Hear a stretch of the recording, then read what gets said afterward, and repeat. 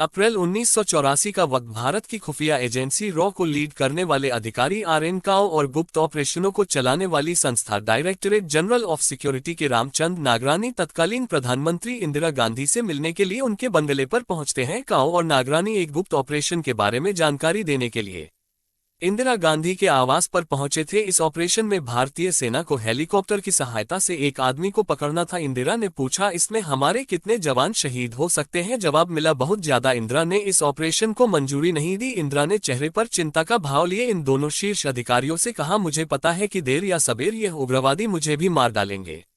उग्रवादी के खिलाफ इस गुप्त ऑपरेशन यानी कि ऑपरेशन में सनडाउन को चलाए जाने की योजना बनाई जा रही थी। उस आदमी का नाम था जनरल सिंह भिंडरावाले। वही भिंडरावाले जो इतना शक्तिशाली हो चुका था कि उस पर हाथ डालने का विचार करने पर भी भारत के प्रधानमंत्री को अपनी जान गंवाने का भय था। वो भिंडरावाले जिसके समर्थक पंजाब के मुख्यमंत्री दरबारा सिंह पर हमला कर चुके थे। वो भिंडरावाले के समर्थक डीआईजी लेवल के पंजाब पुलिस के एक अधिकारी को स्वर्ण मंदिर की सीढ़ियों पर सरेआम मौत के घाट उतार देते हैं। 2 घंटे तक डीआईजी अवतार सिंह अटवाल की लाश स्वर्ण मंदिर की सीढ़ियों पर पड़ी रही, लेकिन पास में ही खड़ी पुलिस की हिम्मत नहीं हुई कि उस लाश को उठा ले। कौन था भिंडरावाले? आखिर कैसे वह इतना ताकतवर बना कि जब इंदिरा गांधी ने उसे खत्म करने के लिए ऑपरेशन ब्लू स्टार की मंजूरी दी तो कहा कि आई है साइंस मई डेथ सेंटेंस, यानी कि मैं अपनी मृत्यु के पत्र पर हस्ताक्षर करके आई हूं। क्या है भिंडरावाले के पीछे का सच जो बहुत कम लोग जानते हैं? जिसने उसे दिल्ली में बैठे बैठे तैयार किया, इसने उसे इतने दिनों तक बचाए रखा, कैसे उसने स्वर्ण मंदिर पर कब्जा किया, ऑपरेशन ब्लू स्टार के तहत उसे खत्म किया गया, जानेंगे आज के एपिसोड में।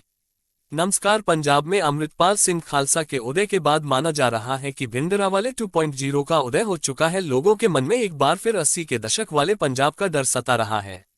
80 से लेकर 1984 तक के पंजाब के मानचित्र पर भिंडरावाले का उदय और खात्मा दर्ज है। ये वह दौर था जब अमृतसर के पवित्र स्वर्ण मंदिर पर भिंडरावाले और उसके समर्थकों ने कब्जा कर लिया था। स्वर्ण मंदिर के अंदर करीब 150 हथियारबंद लड़ाके रहने लगे थे, जिन्हें ट्रेनिंग दे रहे थे भारतीय सेना के पूर्व जनरल साहबेग सिंह।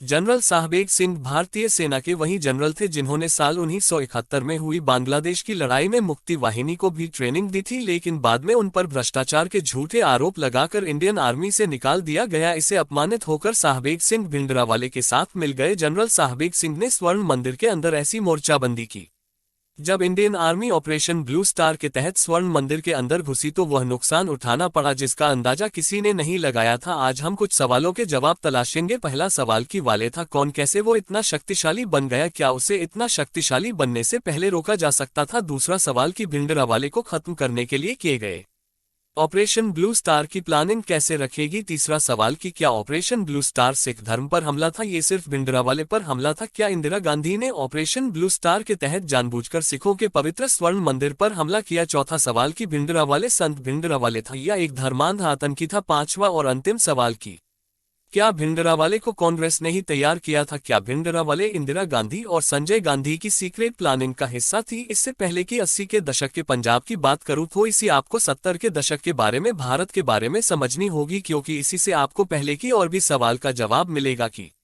भिंडरावाले वाले था कौन और क्या उसी इंदिरा गांधी और संजय गांधी ने ही अपने सीक्रेट प्लान के तहत तैयार किया था? इंदिरा गांधी के लगाए आपातकाल के खत्म हो जाने के बाद साल 1977 में देश में लोकसभा चुनाव हुए, लेकिन इस चुनाव में इंदिरा बुरी तरह हार गए। देश में पहली बार कोई गैर कांग्रेसी सरकार यानी कि जनता दल की सरकार बनी और मोरारजी देसाई देश के प्रधानमंत्री बन गए। देश की राजनीति के साथ साथ राज्यों की राजनीति बदल रही थी। राज्यों में भी कांग्रेस की सरकारें गिर रही थी। इसी तरह पंजाब की राजनीति भी बदल रही थी। यहाँ भी सिखों की राजनीति करने वाली अकाली दल ने जनता दल की मदद से कांग्रेस को हरा दिया। यहाँ भी कांग्रेस के मुख्यमंत्री ज्ञानी जेल सिंह सत्ता से बाहर हो गए और अकाली दल के नेता प्रकाश सिंह बादल पंजाब के नए मुख्यमंत्री बने। अब ज्ञानी जेल सिंह पंजाब की सत्ता में वापस लौटने की प्लानिंग करने लगे, लेकिन सिर्फ बहुसंख्यक अकाली दल की तरफ जा चुके थे। इसी पंजाब में एक दूसरी बड़ी घटना होती है। पंजाब के अमृतसर में दमदमी टकसाल नाम की एक जगह है। जिस तरह हिंदुओं में गुरुकुल होते हैं, उसी तरह सिखों में धार्मिक शिक्षा केंद्रों को टकसाल कहा जाता है। इस दमदमी टकसाल का इतिहास सिख इतिहास में बहुत बड़ा महत्व रखता है। इसकी स्थापना सिखों के 10वें गुरु गुरु गोविंद सिंह जी ने की थी। उन्होंने यही गुरु ग्रंथ साहिब को एक किताब का रूप दिया था, इसलिए सिखों में इस साल का बहुत अधिक महत्व है। इधर पंजाब में सत्ता बदलती है, उधर एक आदमी इस बेहद महत्वपूर्ण टकसाल का हेड बन गया। इस आदमी का नाम था जनरल सिंह भिंडरावाले, जिन्हें संत भिंडरावाले के नाम से भी जाना गया। अभी तक भिंडरावाले एक सिख संत की तरह रहते थे। उनका राजनीतिक मसलों से कोई मतलब नहीं था। वे सिर्फ सिख नौजवानों को सिख धर्म की सच्ची शिक्षाओं की तरफ लौटने के लिए कहते थे। भिंडरावाले का दमदमी टकसाल का प्रमुख बनते ही अगले साल पंजाब में एक बड़ी घटना हुई, जिसने भिंडरावाले को चरमपंथी सिखों के भीतर और अधिक लोकप्रिय बना दिया। ये घटना थी निरंकारी और सिखों के बीच हुई हिंसक झड़प, जिसमें करीब 15 लोग मारे गए थे। दरअसल पंथ सिखों का ही एक पंथ है। ये खुद को सिख कहते हैं, लेकिन बाकी सिख ही इन्हें सिख नहीं मानते, क्योंकि इस पंथ के मानने वाले लोग परंपरागत सिखों से थोड़े से अलग हैं। जैसे सिख अपनी धार्मिक किताब गुरु ग्रंथ साहिब को ही अपना गुरु मानते हैं, लेकिन निरंकारी साकार गुरु में विश्वास करते हैं, मतलब कि जीवित आदमी को ही गुरु मानते हैं। यही कारण है कि कट्टर सिख निरंकार कार्यों को सिख धर्म के खिलाफ मानते हैं। भिंडरावाले भी कार्यों को सिख धर्म के खिलाफ मानते थे, लेकिन निरंकारी के खिलाफ भिंडरावाले का मोर्चा खोलने का पहला मौका आता है 13 अप्रैल 1978 के दिन पंजाब में बैसाखी का त्योहार मनाया जा रहा था। इसी दिन निरंकारी ने एक बड़े धार्मिक सम्मेलन का आयोजन किया। भिंडरावाले ने पहले ही ऐलान कर दिया था कि हम ये सम्मेलन नहीं होने देंगे, हम उनका रास्ता रोककर उनकी टुकड़े टुकड़े कर देंगे। इधर अमृतसर की सड़कों पर निरंकारी उन्हें अपना धार्मिक जुलूस निकालना शुरू किया। उधर भिंडरावाले सिखों की भीड़ को निरस्तकारियों पर हमले के लिए उकसाने लगते हैं। भारत की खुफिया एजेंसी रॉ में 26 साल काम करने वाले GPS सिद्धू ने अपनी किताब खालिस्तान कॉन्स्पिरेसी में भी इस घटना का जिक्र किया है। BS सिद्धू के अनुसार बैसाखी के मौके पर स्वर्ण मंदिर में उपस्थित सिखों की भीड़ को संबोधित करते हुए भिंडरावाले ने अमृतसर में हो रहे निरंकारी समागम पर जोरदार आपत्ति जताई और श्रोताओं को समागम स्थल पर जाकर उसे रोकने के लिए भड़काया। उस समय फौजा सिंह ने निरंकारियों के खिलाफ नारे लगाते हुए सिखों के एक जुलूस का नेतृत्व किया। समागम स्थल पर पहुंचकर फौजा सिंह ने अपनी तलवार निकाली और निरंकारियों के गुरु गुरबचन सिंह को मारने की कोशिश की, लेकिन इससे पहले कि वह ऐसा कर पाते गुरबचन सिंह के अंगरक्षकों ने फौजा सिंह को गोली मार दी। इससे फौजा सिंह की वहीं मौत हो गई। सिख चरमपंथियों और कारियों के बीच हुई हिंसक झड़प में 13 सिख और 3 निरंकारियों की मौत हो गई। BBC के पत्रकार मार्क टली ने भी अपनी किताब Amritsar Mrs Gandhi is last battle में इस घटना का जिक्र करते हुए लिखा है कि फौजा सिंह और भिंडरावाले के लोगों ने रास्ते में मिले एक हिंदू हलवाई के हाथ भी काट डाले थे, लेकिन पुलिस कुछ नहीं कर सकी और उन्हें रास्ते में ही रोकने में असफल रही, क्योंकि इस हिंसक झड़प में निरंकारियों की तरफ से सिर्फ 3 लोगों की मौत हुई थी और सिखों की तरफ से 13 सिखों की मौत हो गई थी। इस कारण परंपरागत सिखों में निधनकारियों के प्रति और अधिक गुस्सा भड़क गया। वरिष्ठ पत्रकार कुलदीप नैयर ने अपनी किताब द लाइन्स में लिखा है कि इस घटना वाले दिन पंजाब के मुख्यमंत्री प्रकाश सिंह बादल मुंबई में थे। वो झट से पंजाब लौटे। उन्होंने कुछ पुलिस अधिकारियों को निलंबित करने के साथ साथ निरंकारी गुरु गुरबचन सिंह को गिरफ्तार कर लिया, लेकिन सिखों का गुस्सा फिर भी शांत नहीं हुआ। CM बादल द्वारा निरंकारी हूं के बहिष्कार के आह्वान के बाद भी सिखों का गुस्सा शांत नहीं हुआ। निरंकारी समागम कांड के बाद सिखों के बीच भिंडरावाले का महत्व और अधिक बढ़ जाता है। भिंडरावाले एक नायक की तरह सामने आया, जो चरमपंथियों के अनुसार सिखों के लिए लड़ रहा था, जो सिख धर्म की शिक्षाओं को वापस स्थापित करना चाहता था। लेकिन निरंकारी समागम में हुई हिंसक घटना के बाद फौजा सिंह की विधवा पत्नी बीवी अमरजीत कौर भिंडरावाले के खिलाफ हो गई। अमरजीत कौर के अनुसार भिंडरावाले खुद निरंकारी समागम में लड़ने के लिए नहीं गए, बल्कि जुलूस से पहले ही निकलकर स्वर्ण मंदिर में चले गए थे। अमरजीत कौर ने इस काम के लिए भिंडरावाले को कभी माफ नहीं किया। भिंडरावाले से लड़ने के लिए अमरजीत कौर ने अखंड कीर्तन जत्था नाम का एक समूह बनाया, जो आखिर तक भिंडरावाले के लिए 31 बना रहा। फौजा सिंह की विधवा पत्नी बीवी अमरजीत कौर उन गिने चुने लोगों में थी जो भिंडरावाले के खिलाफ खुलकर आलोचना कर सकती थी, बोलने की हिम्मत दिखा सकती थी। अमरजीत कौर को छोड़कर बाकी सब सिख नेता और धीरे धीरे भिंडरावाले के आगे सरेंडर कर चुके थे। समय भिंडरावाले का खौफ था, डर था भी, या तो मार दिए गए या चुप करा दिए गए। भिंडरावाले के आगे खुद अकाली दल की सरकार असहाय हो गई, जो खुद सिखों की राजनीति करने वाली पार्टी थी, सिर्फ मुद्दों को उठाकर सरकार में आई थी। लेकिन अब अकाली दल के सामने उनसे भी कट्टर नेता खड़ा था, जो सिखों को ज्यादा आकर्षित कर रहा था। निरंकारी समागम वाली हिंसक घटना ने भिंडरावाले का कद और साहस दोनों इतना बढ़ा दिए कि भिंडरावाले ने लुधियाना में आयोजित अकाली दल के एक सम्मेलन में वरिष्ठ अकाली नेता जगदेव सिंह तलवंडी के सामने ही उनकी कड़ी आलोचना कर दी। उस समय की कांग्रेसी मीडिया ने भी भिंडरावाले को नायक की तरह पेश किया और निहंकारियों के प्रति सिखों की भावनाओं को भड़काने का काम किया। अब आप सोच रहे होंगे कि आखिर दिल्ली की मीडिया को क्या हुआ कि वह भिंडरावाले को सिखों का हीरो दिखाने पर तुली हुई थी। आमतौर पर दिल्ली की मीडिया ऐसे चरमपंथियों के खिलाफ कड़ा रुख रखती है, लेकिन भिंडरावाले को मीडिया में इतना स्पेस क्यों दिया जाने लगा था? यहीं से इस कहानी में सबसे बड़ा आपकी निकलता है। पेश किया है इसी पेज से पीछे शुरू होती है एक बड़े पर्दे की कहानी और इसी में छुपा है इस कहानी का राज की भिंडरावाले को संजय गांधी भी और इंदिरा गांधी ने एक बड़े खेल के लिए तैयार किया था या नहीं, इस सवाल का जवाब पता चलेगा। दरअसल जब अकालियों ने सिख राजनीति के दम पर पंजाब में कांग्रेस को हरा दिया तो संजय गांधी दूसरे प्लान खोजने लगे। जब सीधी उंगली से घी ना निकले तो तेरी उंगली करके घी निकालने का प्लान बनाया गया। प्लान बना कि जिस सिख राजनीति के दम पर अकाली दल ने कांग्रेस को सत्ता से बाहर किया है, अब उस अकाली दल के सामने उससे भी अधिक कट्टर सिख नेता को खड़ा किया जाए, जिससे अकाली दल को सिखों से मिलने वाला समर्थन बढ़ जाए और वह कमजोर हो जाए। इस पॉलिटिकल इक्वेशन का जिक्र वरिष्ठ पत्रकार कुलदीप नैयर ने भी अपनी किताब ट्रेजेडी और पंजाब में भी किया है। इस किताब में पत्रकार कुलदीप नैयर ने लिखा है कि पंजाब में रहने वाले ऐसे 20 सिख संतों की सूची बनाई गई जो अकालियों को मिलने वाले सिख समर्थन को कम कर सके। संजय गांधी के पास ये लिस्ट भेजी गई। इनमें से कुछ में उतना दमखम नहीं था, कुछ ने इस तरह की राजनीति का खिलौना बनने से इनकार कर दिया। अंत में 2 सिख संतों के नाम चुने गए जो दमदार थे। ये लिस्ट बनवाने का काम किया गया कांग्रेस के नेता और पंजाब के हारे हुए मुख्यमंत्री ज्ञानी जेल सिंह और दरबारा सिंह ने। अंत में इस काम को अंजाम देने के लिए भिंडरावाले चुने गए। गांधी को लगा कि भिंडरावाले के सहारे पंजाब में अकाली दल को किनारे किया जा सकता है। हालांकि यहाँ भी दो मत हैं। यहाँ भी असली खिलाड़ी संजय सिंह को नहीं माना जाता है। ऐसा भी माना जाता है कि यह प्लान पूरी तरह संजय गांधी का नहीं था बल्कि ज्ञानी जेल सिंह का था, जो कि पंजाब के मुख्यमंत्री रहे थे और सत्ता में दोबारा से वापस आना चाहते थे। बाद में अलग अलग मौकों पर भिंडरावाले को ज्ञानी जेल सिंह ने ही गिरफ्तारी से भी बचाया था। एक बार गिरफ्तारी के बाद रिहा भी ज्ञानी जेल सिंह ने ही कराया था। एक तरह से अकाली दल सिख राजनीति का खेल खेल रहा था। संजय गांधी उस राजनीति को तोड़ने के लिए किसी और सिख नेता के सहारे अकाली दल से खेलना चाहते थे, लेकिन असली खेल खेल रहे थे ज्ञानी जेल सिंह जी ने। पंजाब की सत्ता में वापस लौटना था। भिंडरावाले के बारे में कुलदीप नैयर को खुद कांग्रेस नेता और संजय गांधी के करीबी कमलनाथ ने बताया था। भिंडरावाले रणनीति के हिसाब से ठीक लग रहे थे। हमसे उससे कभी कभार पैसे भी मिलते थे, लेकिन हमें कभी यह नहीं लगा कि वो आतंकी बन जाएगा। एक तरह से देखा जाए तो भिंडरावाले को आगे बढ़ाने का काम उसी सिख राजनीति की पिच पर जोड़कर गेंद थी, जिस पर बल्लेबाजी करते हुए अकाली दल पंजाब की राजनीति में सत्ता तक पहुंची थी। इससे पहले भिंडरावाले की मांगे सिख धर्म के अनुयायियों को सिखों की असली शिक्षाओं की तरफ वापस लाना था, जैसे सिख केस में काटे, शराब न पिए आदि आदि। लेकिन निरंकारी समागम वाला ऐसा ही मामला था जो राजनीतिक भी था और सिख धर्म से जुड़ा हुआ भी था। इसे अकाली दल की सरकार की कानून व्यवस्था पर सवाल खड़े करने का मौका मिल गया। लेकिन अकाली दल के लिए दुविधा यहाँ पर यह थी कि उसे कानून व्यवस्था का ख्याल भी रखना था, तो दूसरा इस कानून व्यवस्था को तोड़ने वाले निरंकारी विरोधी कट्टर सिखों का खुलकर विरोध नहीं कर सकती थी, क्योंकि पार्टी की पहचान ही सिख अस्मिता की लड़ाई लड़ने की रही थी। या अकाली दल की सरकार बीच में फंस गई, जिसके आगे उससे भी कट्टर से यानी कि भिंडरावाले खड़ा था। दिल्ली के केंद्र में रची जा रही इस राजनीतिक बिसात ने अकालियों को तो दुविधा में डाल दिया, लेकिन अकालियों को और अधिक कमजोर करने के लिए और भी खतरनाक राजनीतिक पिच तैयार की जा चुकी थी। वो खतरनाक राजनीतिक पिच थी 13 अप्रैल 1978 के दिन दल खालसा पार्टी की स्थापना की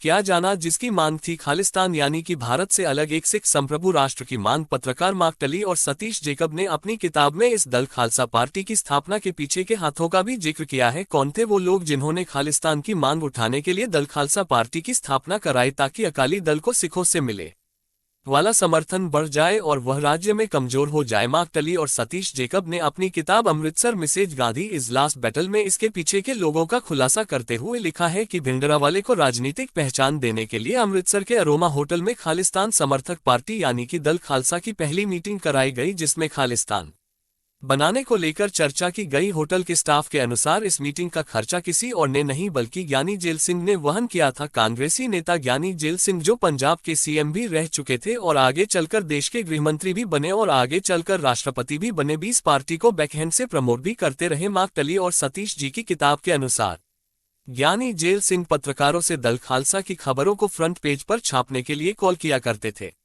भिंडरावाले ने कभी भी खुले तौर पर खुद को दल खालसा से नहीं जोड़ा और खुद को राजनेता की जगह एक संत की तरह ही मेंटेन किया, लेकिन दल खालसा हमेशा भिंडरावाले की पार्टी के तौर पर ही जानी जाती थी। ज्ञानी जेल सिंह द्वारा भिंडरावाले और दल खालसा को प्रमोट करने के पीछे अटकलें भी लगाई जाती है कि शायद ज्ञानी जेल सिंह खालिस्तान के लिए सबको न रखते थे। ऐसी पार्टियों से जुड़े हुए ज्ञानी जेल सिंह द्वारा दल खालसा पार्टी के होटल का खर्चा उठाने वाली बात कितने यकीन करने लायक है आदि के प्रसंग में पता चल गई। साल 1982 में ज्ञानी जेल सिंह जब देश के राष्ट्रपति बन गए, इसके बाद उन्होंने एक प्रेस कॉन्फ्रेंस के दौरान बीबीसी के पत्रकार सतीश जेकब से उनके द्वारा किए गए होटल के खर्च के आरोप पर सफाई मांगी, लेकिन ये रोग ज्ञानी जेल सिंह पर ही भारी पड़ गया। जेकब ने कहा, ज्ञानी जी मेरे पास उस बिल की कॉपी भी है। सतीश जेकब का जवाब सुनने के बाद ज्ञानी जेल सिंह के होश उड़ गए। सभी जेकब के साथ ही मार्क बीबीसी के पत्रकार रहे हैं। उन्होंने व्यक्तिगत रूप से भिंडरावाले के कई बार इंटरव्यू किए थे और जब ऑपरेशन ब्लू स्टार को अंजाम दिया गया था तब भी मार्क उन चुनिंदा पत्रकारों में से एक थे जिन्होंने भिंडरावाले से उनकी आखिरी हफ्ते में इंटरव्यू लिया था। पत्रकार मार्क और सतीश जेकब की किताब अमृतसर में से गांधी लास्ट बैटल में भिंडरावाले के जीवन पर विस्तृत प्रकाश डाला गया है। केंद्र में मोरारजी देसाई की सरकार के गिरने के बाद चौधरी चरण सिंह देश के प्रधानमंत्री बने, लेकिन इनकी भी सरकार 3 दिन से अधिक नहीं चल सकी और 20 अगस्त 1979 के दिन चौधरी चरण सिंह को इस्तीफा देना पड़ा। इसके बाद देश में 7वीं लोकसभा चुनावों की घोषणा कर दी गई। इस चुनाव में इंदिरा गांधी की केंद्र की सत्ता में वापसी तय मानी जा रही थी। इधर पंजाब में भिंडरावाले एक जानी मानी हस्ती बन चुके थे। वैसे भिंडरावाले खुद को धार्मिक संत मानते थे, लेकिन इसके बावजूद उन्होंने कई कांग्रेसी प्रत्याशी का चुनाव प्रचार किया। पत्रकार मार्क और सतीश जेकब ने अपनी किताब में लिखा है कि भिंडरावाले ने 19 के लोकसभा चुनावों में कांग्रेस पार्टी के कई उम्मीदवारों का प्रचार किया। पंजाब कांग्रेस के अध्यक्ष RL भाटिया, जो अमृतसर से चुनाव लड़ रहे थे, उन्होंने पोस्टर भी छापा लिया था कि भिंडरावाले हमारे साथ है। एक और प्रत्याशी ने ये पोस्टर छपवाया था। संजय गांधी की खासमखास DIG प्रीतम सिंह भिंडर की पत्नी सुखवंत कौर भंडार, जो गुरदासपुर लोकसभा सीट से चुनाव लड़ रही थी। इनके अलावा गुरदयाल सिंह ढिल्लों, जो तरनतारन से चुनाव लड़ रहे थे, उनका भी भिंडरावाले ने सक्रियता से चुनाव प्रचार किया। यहाँ एक और बात सबसे महत्वपूर्ण है कि जिस गुरदासपुर लोकसभा सीट से DIG प्रीतम सिंह भिंडर की पत्नी सुखवंत कौर वेंड चुनाव लड़ रही थी, उसी गुरदासपुर सीट से जनता दल के टिकट पर चुनाव लड़ने वाले प्राणनाथ लेखी ने इंदिरा गांधी पर आरोप लगाया था। गुरदासपुर में भिंडरावाले इंदिरा गांधी के साथ चुनाव प्रचार कर रहे थे और दोनों ने ही एक ही मंच साझा किया था। हालांकि इंदिरा गांधी ने इन आरोपों का हमेशा खंडन किया था कि उनका भिंडरावाले से कोई संबंध था और न ही कांग्रेस पार्टी ने उन्हें बढ़ावा दिया था, लेकिन उन्होंने BBC को दिए एक इंटरव्यू में यह बात जरूर स्वीकार की। भिंडरावाले ने कांग्रेस के एक उम्मीदवार का समर्थन किया था। साथ ही लोकसभा के लिए हुए इन चुनावों में जनता दल की सरकार को जनता ने नकार दिया और इंदिरा गांधी की एक बार फिर जनवरी 1980 में देश की प्रधानमंत्री बनी। पंजाब में भी इस साल विधानसभा चुनाव हुए और कांग्रेस पंजाब में सत्ता में आ जाती है, लेकिन इस बार इंदिरा गांधी ने जेल सिंह को पंजाब से बाहर रखने का प्लान रखा। ज्ञानी जेल सिंह को पंजाब से हटाने के लिए इंदिरा गांधी ने केंद्र सरकार में गृहमंत्री जैसे बड़े पद पर बैठा दिया, लेकिन ज्ञानी जेल सिंह के विरोधी और उनकी अपेक्षाकृत सेकुलर विचारधारा वाले दरबारा सिंह को पंजाब का मुख्यमंत्री बना दिया। दरबारा सिंह धार्मिक कट्टरता के खिलाफ थे, लेकिन पंजाब से साइडलाइन किया जाने के बाद ज्ञानी जेल सिंह अपनी पार्टी यानी कि दरबारा सिंह की सरकार गिराने की चाह रखने लगे। इसके लिए एक बार फिर भिंडरावाले का उपयोग करने का काम और अधिक तेज हो गया। यहाँ पर सबसे बड़ा टर्निंग पॉइंट तब आता है जब चुनाव परिणामों के आते ही निरंकारी बाबा गुरबचन सिंह को और उनके अनुयायियों को कोर्ट के द्वारा रिहा कर दिया जाता है, जिन्हें निरंकारी समाज में हुई हिंसा के बाद जेल में डाल दिया गया था। लेकिन इस मुद्दे ने एक बार फिर भिंडरावाले को चर्चा के केंद्र में ला दिया। निरंकारी बाबा गुरबचन सिंह की रिहाई पर भिंडरावाले उग्र हो गए, क्योंकि बाबा गुरबचन सिंह के बॉडीगार्ड ने ही निरंकारी सम्मेलन के दौरान भिंडरावाले के सहयोगी फौजा सिंह की हत्या कर दी थी। रॉ के अधिकारी रहे GBS धोनी अपनी किताब खालिस्तान कॉन्स्पिरेसी में लिखा है कि अप्रैल 1980 में प्रकाशित रिपोर्टों में बताया गया था कि फाजिल्का तहसील में जन्म हुआ भीम साहब गांव का दौरा करते समय भिंडरावाले ने घोषणा की थी कि निरंकारी के गुरु गुरबचन सिंह ने 25 लोगों को मारा है, जबकि उन्होंने सिर्फ 3। गुरु गुरबचन सिंह को नई दिल्ली स्थित उनके घर में गोली मारकर हत्या कर दी गई। अब भिंडरावाले पर गुरबचन सिंह की हत्या का आरोप लगने लगा। जब CBI ने गुरबचन सिंह की हत्या की जांच की तो पाया कि बाबा गुरबचन सिंह की हत्या के लिए इस्तेमाल किए गए हथियार का लाइसेंस किसी और के नाम नहीं बल्कि भिंडरावाले के एक भाई के नाम पर था। CBI का यह भी कहना था कि यह हत्या की प्लानिंग में भिंडरावाले के 3 लोग सीधे सीधे शामिल थे। अपनी गिरफ्तारी के भय से डरकर भिंडरावाले स्वर्ण मंदिर परिसर के पास मौजूद गुरु नानक निवास में जाकर छुप गया। ऐसा माना जा रहा था कि जल्द ही भिंडरावाले को अरेस्ट कर लिया जाएगा, लेकिन इस केस में भी भिंडरावाले को साथ मिला देश के गृहमंत्री ज्ञानी जेल सिंह का। भिंडरावाले का बचाव करते हुए ज्ञानी जेल सिंह ने देश की संसद में बयान दिया कि बाबा गुरबचन सिंह की हत्या में भिंडरावाले का कोई हाथ नहीं है। किस तरह इस मामले में भी भिंडरावाले बच गए। यहाँ भले ही भिंडरावाले पर बाबा गुरबचन सिंह की हत्या का आरोप सिद्ध नहीं हो सका, लेकिन निरंकारी बाबा की हत्या का पूरा क्रेडिट भिंडरावाले को ही मिला। भिंडरावाले ने घोषणा की कि जिसने भी निरंकारी गुरु को मारा उसे अकाल तख्त यानी कि स्वर्ण मंदिर सम्मानित करेगी। अगर मैं मिला तो मैं खुद उन्हें सोने में तो दूंगा। गुरबचन सिंह की हत्या तो शुरुआत भर थी उस भयंकर आतंकवाद की जिसके बाद पंजाब अगले एक दशक तक अराजकता का शिकार रहा। गुरबचन सिंह की हत्या के बाद 9 सितंबर 1981 के दिन पंजाब केसरी अखबार के मालिक लाला जगत नारायण की भी हत्या कर दी गई। लाला जगत नारायण सिख निरंकारी दंगे के वक्त भी मौजूद थे और बाद में उन्होंने भिंडरावाले के खिलाफ गवाही भी दी थी। वे खालिस्तान का भी खुलकर विरोध करते रहे थे। वे अक्सर अपने अखबार में पंजाब में रहने वाले हिंदू अल्पसंख्यकों के डर के बारे में लिखा करते थे कि पुलिस और राज्य सरकार भिंडरावाले के साथ रहेगा या हिंदुओं के लिए न्याय मिलना मुश्किल है। हालांकि ऐसा नहीं है कि लाला जगत नारायण का अखबार पंजाब केसरी दूध का धुला हुआ था। उनका अखबार भी दक्षिणपंथी विचारों को बढ़ावा ही देता था। दरअसल उस समय पंजाब की प्रेस धर्म और संप्रदाय के आधार पर बंटी हुई थी। हिंदू और सिखों दोनों ही समुदायों के बीच बहुत अधिक सख्त और संदेह की स्थिति पैदा हो गई थी। इस कारण दोनों ही धर्मों के लोग एक दूसरे से असुरक्षित महसूस करने लगे। लाला जगत नारायण के अखबार ने और अधिक बढ़ाने का काम किया। कारण जो भी रहे हो, लेकिन ये तय था कि भिंडरावाले को लाला जगत नारायण से खुन्नस थी,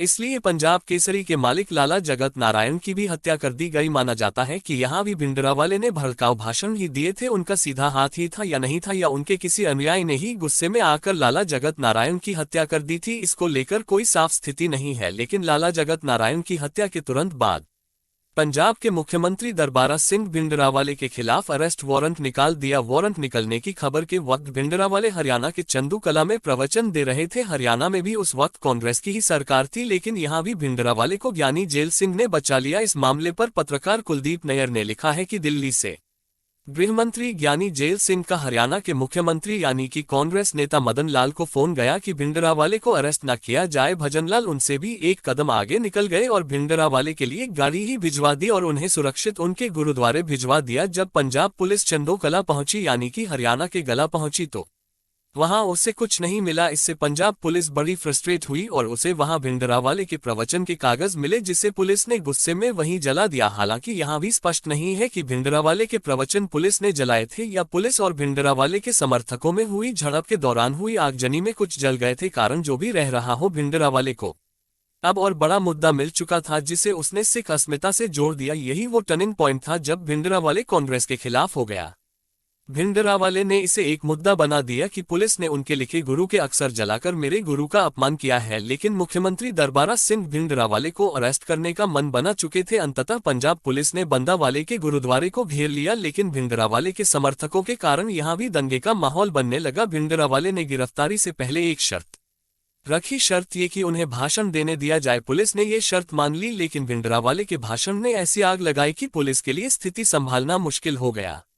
भिंडरावाले समर्थकों की अराजक भीड़ पर नियंत्रण के लिए पुलिस को गोलियां चलानी पड़ी। इतना हिंसक माहौल था। इस घटना में 12 लोग मारे गए। अंततः पंजाब पुलिस ने भिंडरावाले को अरेस्ट कर लिया कि पहली बार था जब भिंडरावाले को अरेस्ट किया गया था। इसके बाद पंजाब में अराजकता चरम पर पहुंचने लगी। भिंडरावाले समर्थक 3 चरमपंथियों ने जलंधर की एक हिंदू बाजार में गोली चलाकर 4 हिंदुओं को मार डाला। तरनतारन में भी एक हिंदू की हत्या हुई और कई घायल हुए। पंजाब में हो रही अराजकता तब और चरम पर पहुंच गई जब 5 खालिस्तान समर्थकों ने चाकू की नोक पर इंडियन एयरलाइंस का एक हवाई जहाज भी हाईजैक कर लिया।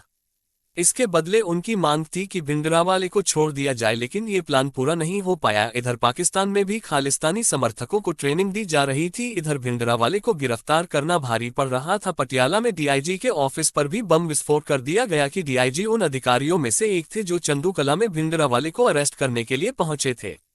इस मामले में डीआईजी जैसे तैसे बच गए, लेकिन उनके भाई की हत्या कर दी गई। लेकिन इस बार भी भिंडरावाले को ज्ञानी जेल सिंह का सहारा मिल गया। भिंडरावाले को अरेस्ट किए 1 महीना भी नहीं हुआ था कि 14 अक्टूबर 1981 के दिन ज्ञानी जेल सिंह ने संसद में कहा कि पंजाब केसरी के मालिक लाला जगत नारायण की हत्या के मामले में भिंडरावाले पर कोई आरोप सिद्ध नहीं हुआ है कि उन्होंने ही हत्या की है, इसलिए उनको रिहा किया जा रहा है। जबकि इस मामले में तब तक न्यायालय की तरफ से कोई भी निर्णय नहीं आया था। बिना अदालत में भिंडरावाले की पेशी के ही गृहमंत्री ज्ञानी जेल सिंह ने अपना फैसला सुना दिया था और भिंडरावाले को छोड़ दिया। हालांकि इसके पीछे तर्क दिया जाता है कि भिंडरावाले की गिरफ्तारी के बाद पंजाब में हो रहे मारकाट पर अंकुश लगाने के लिए ही भिंडरावाले को छोड़ा गया था। लेकिन कारण जो भी रहा हो, एक बार कब्जे में आने के बाद भिंडरावाले को छोड़ने का फैसला एकदम गलत साबित हुआ, क्योंकि अगले ही दिन पंजाब सरकार के सचिवालय में एक निरंकारी आईएएस अधिकारी पर हमला कर दिया गया। उनके भाई की भी हत्या कर दी गई। पंजाब में हो रही अराजकता के पीछे भिंडरावाले के समर्थकों का खुला था, बावजूद इसके अकाली दल भी उनके साथ हो लिया, क्योंकि सिखों की राजनीति करने वाले अकालियों को महसूस हो चुका था कि भिंडरावाले सिखों के एकमात्र नायक बन चुका है। उनके बिना पंजाब में सिख राजनीति नहीं हो सकती। जिस तरह हर बार भिंडरावाले सरकार की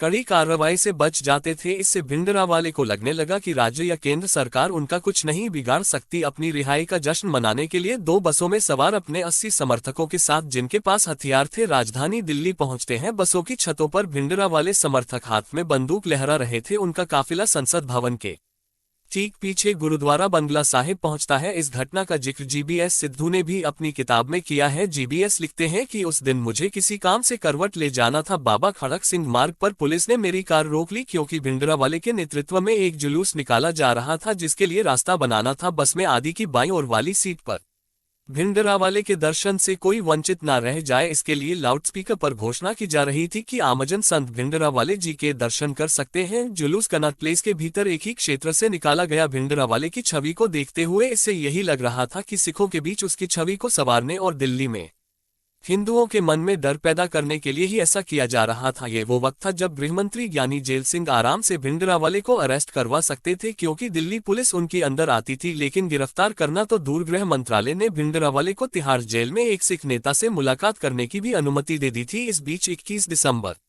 1981 के दिन दिल्ली गुरुद्वारा मैनेजमेंट कमेटी के 2 जत्थेदारों के बीच, यानी कि संतोख सिंह और सोहन सिंह संधू के बीच भिड़ंत हो जाती है। सोहन सिंह ने संतोख सिंह को गोली मार दी और संतोख सिंह के अंगरक्षक ने सोहन सिंह को गोली मार डाली। संतोख सिंह इंदिरा गांधी के बेहद करीबी थे और दिल्ली के सिखों पर प्रभाव रखते थे। बीबीसी के पत्रकार मार्क टली के अनुसार संतोख सिंह ने ही उन्हें खुद बताया था कि उन्होंने ही इंदिरा गांधी से लाला जगत नारायण की हत्या के मामले में भिंडरावाले को रिहा करने की अपील की थी और कहा था कि अगर भिंडरावाले को जेल में रखा गया तो दिल्ली गुरुद्वारा मैनेजमेंट कमेटी को कांग्रेस के प्रति लॉयल में ही रखा जा सकता, जो कमेटी दिल्ली के सिखों पर प्रभाव रखती थी और जिस पर उस समय कांग्रेस पार्टी का नियंत्रण था। इस बात की पुष्टि पंजाब कांग्रेस के एक कांग्रेसी नेता ने भी पत्रकार सतीश जेकब से की थी। भले ही भिंडरावाले को ज्ञानी जेल सिंह का संरक्षण प्राप्त था, लेकिन वह इंदिरा गांधी ही थी जिन्होंने भिंडरावाले को रिहा करने का आदेश दिया था, ऐसा माना जाता है। दरअसल ज्ञानी जेल सिंह को लगता था अभी भी भिंडरावाले का उपयोग करके उनके प्रतिद्वंदी दरबारा सिंह की सरकार को कमजोर करने में मदद मिलेगी। दूसरी तरफ इंदिरा गांधी दिल्ली गुरुद्वारा मैनेजमेंट कमेटी में से कांग्रेस का नियंत्रण नहीं खोना चाहती थी, इसलिए उन्होंने भिंडरावाले को हेल्प किया, ऐसा कहा जाता है। कुल मिलाकर संतोख सिंह भिंडरावाले को रिहा करने के लिए इंदिरा सरकार पर दबाव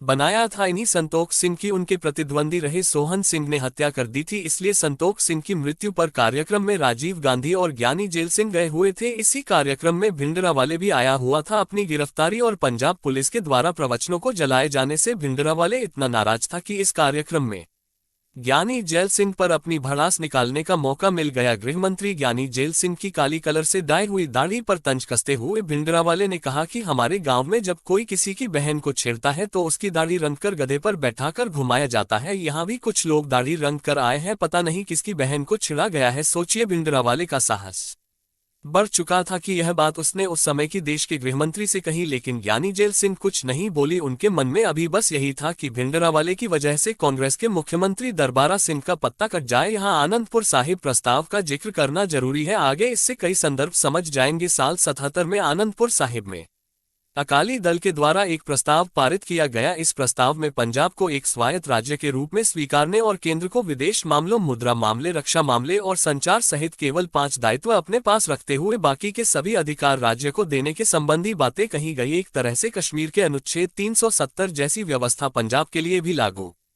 करने की मांग थी। अकाली दल के अध्यक्ष संत हरचंद सिंह लोगोवाल ने कहा, मैं ये स्पष्ट करना चाहता हूं कि हम सिखों की इच्छा भारत से अलग होने की करते ही नहीं है। हम ये चाहते हैं कि हमें बिना किसी हस्तक्षेप के अपनी संस्कृति जीने दी जाए। हमारी राष्ट्रीयता भारतीय ही होगी। हमें ये डर है कि जो हश्र बौद्ध और जैन धर्म का हुआ वह हमारा ना हो। हम हिंदू धर्म का हिस्सा बनकर न रह जाए, बल्कि अलग पहचान के साथ जी है। लेकिन केंद्र सरकार इसे मानने से रही, क्योंकि पहले से ही कश्मीर मुद्दा इतना जटिल था। अब नया आप जब इन मांगों को केंद्र सरकार के द्वारा नहीं जोड़ा गया, चलकर यह मांगे अलग खालिस्तान की मांग के रूप में सामने आने लगी। अकाली दल के लिए यहाँ मुश्किलें ये थी कि इधर केंद्र सरकार उनकी मांगे नहीं मान रही थी, इधर भिंडरावाले सिखों के लिए और भी अधिक चरमपंथी मांगे लेकर सामने खड़ा था। जहाँ एक तरफ अकाली दल का सिखों में समर्थन कम हो रहा था तो भिंडरावाले सिखों में नायक बनता जा रहा था। भिंडरावाले की रिहाई के बाद पंजाब में चरमपंथ अपने चरम पर पहुंचने लगा। सत्ता में दोबारा आने के बाद इंदिरा ने पंजाब की समस्या को बातचीत से सुलझाने की कोशिश की। भिंडरावाले तक अकाली दल से वार्ताएं चलती रही, लेकिन इन वार्ताओं से कोई न कोई अड़ंगा बीच में आ जाता, क्योंकि इनमें कुछ धार्मिक मांगे थी। उन्हें सरकार मानने के लिए तैयार थी, लेकिन केंद्र और राज्य के संबंध में जो मांगे थी उन्हें सरकार नहीं मान सकती थी। इधर भिंडरावाले के समर्थक चरमपंथी घिनौनी हरकतें भी अपनाने लगे ताकि हिंदू और सिखों के बीच सांप्रदायिक माहौल बिगड़ेगा। 26 अप्रैल 1982 के दिन अमृतसर के 2 अलग अलग मंदिरों में 2 गायों के शव लटके मिले। इसकी जिम्मेदारी किसी और ने नहीं बल्कि भिंडरावाले की पार्टी मानी जाने वाली दल खालसा ने ली। मार्क टली ने, यानी कि पत्रकार मार्क टली ने अपनी किताब में लिखी है और GBS सिद्धू ने भी अपनी किताब में इस घटना का जिक्र किया है। एक दिन सरकार ने दल खालसा पर बैन लगा दिया। GDA सिद्धू की किताब खालिस्तान कॉन्स्पिरेसी के अनुसार दल खालसा पर बैन की घोषणा के बाद अमृतसर के पट्टी कस्बे के मुख्य बाजार में सिख उग्रवादियों ने फायरिंग कर दी, जिसमें 4 लोगों की मौत हो गई। इसके बाद 27 जून को 2 और आतंकी घटनाओं को अंजाम दिया गया। पहली घटना में मोटरसाइकिल पर सवार 3 सिख उग्रवादियों ने अमृतसर में 3 हिंदुओं को गोली मारकर हत्या कर दी। इसी दिन निरंकारी संत जोगिंदर सिंह पर भी अमृतसर जिले के बाबूजी गांव में गोली चलाई। भिंडरावाले के समर्थकों के आतंक को देखते हुए पंजाब पुलिस ने 19 जुलाई के दिन ऑल इंडिया स्टूडेंट्स फेडरेशन के अध्यक्ष अमरीक सिंह और धारा सिंह को गिरफ्तार कर लिया। अमरीक सिंह भिंडरावाले के गुरु करतार सिंह का बेटा था। इन्हीं गुरु करतार सिंह ने अपने बेटे अमरीक सिंह की जगह भिंडरावाले को दमदमी टकसाल का प्रमुख बनाया था। अमरीक सिंह और तारा सिंह की गिरफ्तारी के बाद भिंडरावाले समर्थकों ने आतंक फैलाना शुरू कर दिया। 19 जुलाई को गिरफ्तारी हुई और 21 जुलाई को मोगा में उग्रवादियों ने बम फेंकने शुरू कर दिया, जिसमें एक रिक्शा चालक मारा गया। अमरीक सिंह और थारा सिंह की गिरफ्तारी के बाद भिंडरावाले को भी अपनी गिरफ्तारी का डर सताने लगा। भिंडरावाले समझ गए कि अब सिर्फ एक ही जगह है जहां बचा जा सकता है, इसलिए भिंडरावाले तुरंत स्वर्ण मंदिर के पास गुरु नानक छात्रावास के कमरा नंबर 47 में शिफ्ट हो गए। भिंडरावाले सिखों के एक नायक की तरह स्थापित हो चुके थे। अकाली दल के पास उनसे हाथ मिलाने के अलावा कोई विकल्प नहीं बचा था, क्योंकि सिख राजनीति करनी थी। क्योंकि आनंदपुर साहिब प्रस्ताव पर उनकी मांगों को लेकर केंद्र सरकार और उनके बीच की बातचीत का कुछ निर्णय नहीं निकल पा रहा था, इसलिए पंजाब में उनका जनाधार भी घटता जा रहा था। इसलिए अकाली दल के लोग और भिंडरावाले ने हाथ मिला लिया और 4 अगस्त 1982 को स्वर्ण मंदिर के प्रांगण में धर्म युद्ध का ऐलान कर दिया। अकाली दल ने इस धर्म युद्ध का ऐलान आनंदपुर साहिब प्रस्ताव को लागू करने के लिए किया। वहीं भिंडरावाले ने अमरीक सिंह की रिहाई के लिए ये आइडिया काम करेगा। इसके बाद सैकड़ों सिख हर रोज जत्थों में स्वर्ण मंदिर में आने लगे, जहां लोगोवाल और भिंडरावाले के भड़काऊ भाषण होती सिख चरमपंथियों के भीड़ राज करेगा खालसा की हुंकार भरते हुए अमृतसर की सड़कों पर निकलती पंजाब पुलिस ने उनकी गिरफ्तारियां शुरू कर दी। ये गिरफ्तारियां इतनी बड़ी संख्या में हुई कि सरकार को स्कूलों और सरकारी इमारतों में अस्थायी जेल बनानी पड़ी। ऐसे ही सितंबर 1982 के दिन एक आंदोलनकारियों को अरेस्ट करके पंजाब पुलिस की बस जेल ले जा रही थी, लेकिन यहां एक ऐसी घटना हुई जिसका इस्तेमाल सिखों को भड़काने के लिए किया गया। आंदोलनकारियों को जेल ले जा रही यह बस एक रेलवे लाइन क्रॉस करते हुए एक ट्रेन से टकरा जाती है और सभी 34 सिख मारे गए। भिंडरावाले ने इसे एक सोची समझी साजिश कहा। अगले ही महीने उन सब की अस्थियां लेकर सिखों ने दिल्ली में एक रैली निकाली और संसद में घुसने का प्रयास किया। इसके बाद अकाली दल के लोगोवाल ने भी घोषणा कर दी कि वे नवंबर में होने वाले एशियन गेम्स में विरोध प्रदर्शन करेंगे, ताकि सिखों पर हो रहे जुल्म पर दुनिया का ध्यान जा सके। पड़ोसी राज्य हरियाणा के मुख्यमंत्री भजन लाल ने जल्दबाजी में ऐसी गलत फैसले ले लिया जिससे हिंसा को और अधिक उग्र हो गई। भजन लाल ने हरियाणा पुलिस को आदेश दिया कि सिखों को हरियाणा के राष्ट्रीय राजधानी दिल्ली में घुसने ही नहीं दिया जाए, जबकि यह मसला बातचीत से सुलझाया जा सकता था। एक तो वैसे ही भड़के हुए थे, ऊपर से एक हिंदू मुख्यमंत्री ने यह आदेश दे दिया। इससे सिखों को भारी भेदभाव महसूस हुआ कि वे अपने ही देश में घूम नहीं सकते। एशियन गेम्स का विरोध करने के क्रम में दिल्ली जाने के क्रम में करीब 1500 सिखों की गिरफ्तारी हुई। भिंडरावाले ने स्वर्ण मंदिर में भाषण देते हुए कहा कि हमारे देश में खेल हुआ, दुनिया भर के लोग आए, लेकिन सिखों को खेल देखने की अनुमति नहीं दी गई। अब बताओ कि सिखों को हिंदू अपना गुलाम समझते हैं या नहीं। ये पंडिताइन जो प्रधानमंत्री बनी बैठी है, कान खोलकर सुन ले, ये गुलामी हम कभी बर्दाश्त नहीं करेंगे। एशियन गेम्स के दौरान सिखों के साथ हुए दुर्व्यवहार ने सिख समाज में भारी असंतोष पैदा कर दिया, क्योंकि जो भी सिख दिल्ली में घुस रहे थे, याद आ रही थी उनकी चेकिंग की जा रही थी, बल्कि बाकी किसी की चेकिंग नहीं की जा रही है। इसके विरोध में दिसंबर 1982 में लोगोवाल और भिंडरावाले ने रिटायर्ड फौजियों को स्वर्ण मंदिर में बुलाया। कई रिटायर्ड फौजी आए, कुछ फौजी भिंडरावाले के लिए लड़ने के लिए भी तैयार हो गए। इनमें से एक थे मेजर जनरल शाविक सिंह। ऐसा कोई युद्ध नहीं था जिसमें शाविक सिंह ने भारत की तरफ से लदा हुआ। जब इंदिरा गांधी द्वारा बांग्लादेश बनाने की प्लानिंग की गई तब बांग्लादेश की मुक्ति वाहिनी गुरिल्ला सेना को ट्रेनिंग देने का काम भी मेजर जनरल शाविक सिंह के द्वारा किया गया, लेकिन उनके करियर के अंत में उन पर भ्रष्टाचार के आरोप लगाकर भारतीय सेना से निकाल दिया गया। उन पर लगाए गए भ्रष्टाचार के आरोप कोर्ट में साबित नहीं हुए। ऐसा भी आरोप लगाया जाता है कि वे खुद एक बड़े भ्रष्टाचार को बाहर लाने का काम कर रहे थे, तभी उनके बड़े अधिकारियों ने उन्हें भ्रष्टाचार के आरोप लगाकर सेना से निकलवा दिया। इस बात ने भारतीय सेना के जांबाज और वफादार अधिकारी के दिल को भारी दुख पहुंचाया। उनकी पेंशन भी छीन ली गई। बुढ़ापे में जिस देश के लिए शाविक सिंह ने मोर्चे पर जाकर युद्धों में लड़ाइयां लड़ी, वे उस देश से नफरत करने लगे। इस तरह भिंडरावाले को अपना कमांडर मिल गया। शाविक सिंह की मदद से भिंडरावाले ने एक सशस्त्र सेना खड़ी कर ली। उसमें ऑटोमेटिक गन से लेकर अत्याधुनिक हथियार शामिल थे। भिंडरावाले के साथ रिटायर्ड आईएएस पीसीएस अधिकारियों से लेकर पंजाब में ऐसे लोग जो खुद को सताया हुआ मानते थे, वे भी भिंडरावाले के साथ हो गए। इसके अलावा तमाम पढ़े लिखे एनआरआई, दलित, मजाबी और नक्सली भिंडरावाले के साथ लड़ने के लिए तैयार। भिंडरावाले ने स्वर्ण मंदिर में ही अपना ठिकाना बना लिया ताकि सरकार हमला कर ही न सके।